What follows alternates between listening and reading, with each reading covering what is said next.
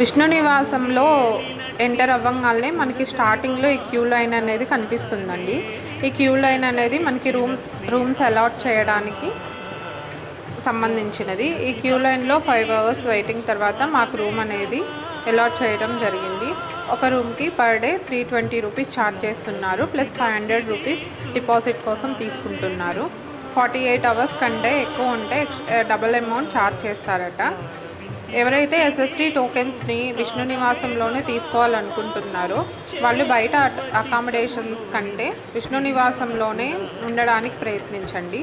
If in case rooms available లేకపోతే lockers అయితే available ఉన్నాయండి. సెకండ్ ఫ్లోర్లో ఫ్రీ లాకర్స్ ఉన్నాయి, వాటి కోసం ట్రై చేయండి.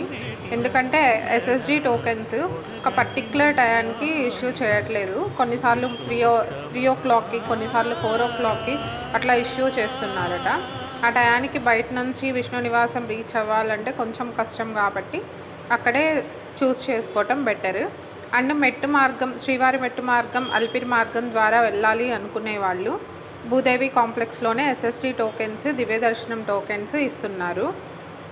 అక్కడ శ్రీవారి మెట్టుకి కూడా భూదేవి కాంప్లెక్స్లోనే టికెట్స్ ఇస్తున్నారండి. అలిపిరి మార్గంలో ఆఫ్టర్ 6 తర్వాత పిల్లల్ని అయితే అలో చేయట్లేదట. ఆ విషయాన్ని ఒకసారి గమనించుకోగలరు. అండ్ విష్ణు నివాసంలో అకామిడేషన్ అనేది చాలా నీట్గా, పీస్ఫుల్గా ఉంది అండి. వీలైనంత వరకు ఇక్కడ రూమ్ ఆర్ లాకర్ తీసుకోవడానికే ట్రై చేయండి. జై గోవింద.